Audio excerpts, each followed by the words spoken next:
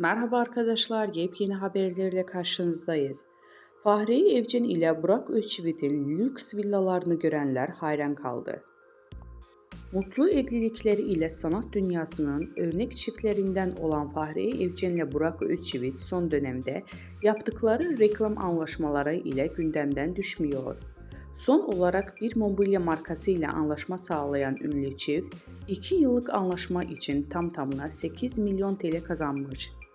Şimdilerde sosyal medya paylaşımlarıyla sık sık gündemde olan Fahriye Evcen, evinin salonunda paylaşım yaptı.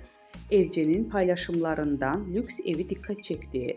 Gold ve krem rengi hakim olduğu evi görenler hayran kaldı.